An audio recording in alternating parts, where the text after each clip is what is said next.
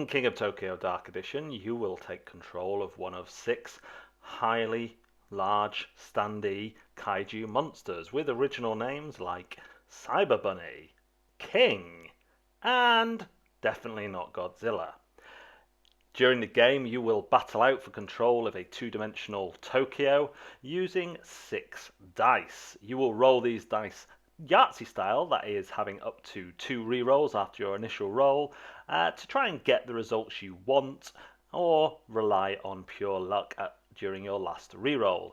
The results you can get are attacks, heals, energy, which is the game's currency for buying power cards, and 1, 2, or 3 numerical values, and when you get 3 the same, you get that many victory points, and the first to get 20 victory points will win the game. Failing that, the last monster standing is the winner.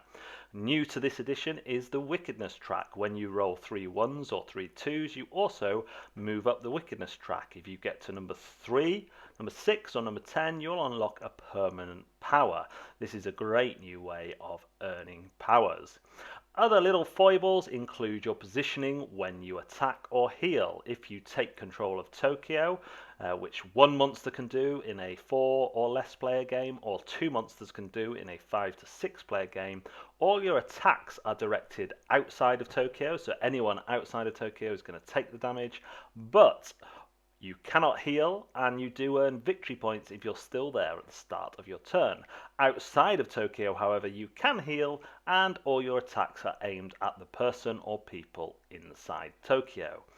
This component this version comes with a brilliant insert which keeps all your pieces nice and has plenty of room for those who sleeve cards or potential expansions.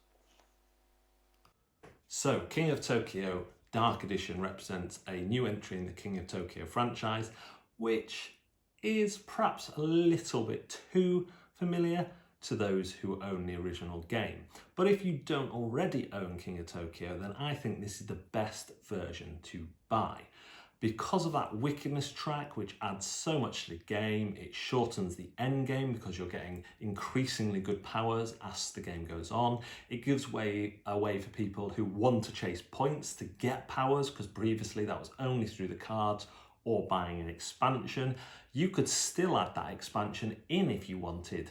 The card artwork would be a little different, but they're different cards entirely, so you never shuffle them in with the cards of King of Tokyo Dark. So each character just has their own set of power-up cards. So I think it is the best version. The Wickedness Track just tidies up gameplay. They've removed some cards, they've changed some cards into these wickedness powers, and you are rewarded for going for the lowest point. You'll go more wickedness. So there's choices there. So if you have not got King of Tokyo, or even if you've got King of Tokyo New York, which I don't think is as good as King of Tokyo, then this Dark Edition of King of Tokyo is definitely worth looking at. If you already have King of Tokyo, then that's down to how much of a collector you are. I still have King of Tokyo. It's my first ever board game purchase. I have the first edition, and what I've basically done is lent that, minus the power-up cards, which are stuck in this one, to my relatives who live near me, so they can play it and have some fun with it. And you know, if they beat it up or if their dog eats it, which is probably more likely, I won't be too gutted, apart from the sentimental loss and the loss of an inheritance item that I would have passed on through my family line. But yeah, King of Tokyo is just a game that works. It takes a Yahtzee mechanism, which I was familiar with. My dad loved Yahtzee, played loads of Yahtzee as a youth, and turns it into this monster on monster mega battle, kaiju versus kaiju. I love the rulebook now. The rulebook in the first edition, it was the first ever rulebook I'd read, and it was confusing as. I'm not sure I would find, no, I definitely would find this one less confusing if it was the first rulebook I picked up. It goes through the rules in a really clear way.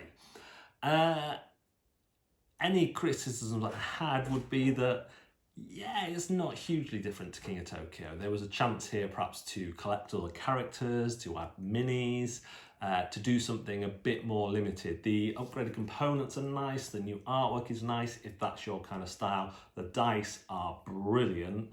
some of my favourite dice I've ever had the pleasure to hold in my hands. And the upgraded energy with lightning, that's really good too. The I think they're wooden tokens for the Wickedness Track, and the tiles for the Wickedness Track are all really good. So you're getting good components.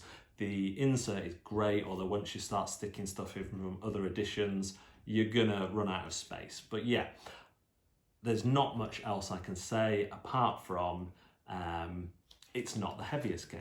You know, this is a light entry game. You don't have to, there's not loads of decisions to make, although, you know, it can be surprising. Do you stay in Tokyo, push your luck, that kind of thing. But it is a fun game that all the family can play. So that's my thoughts on King of Tokyo. Please do like and subscribe to our YouTube channel, and of course find us on all our social media to keep up with what we're doing here at Zatu Games. Thanks for watching, and I'll see you next time.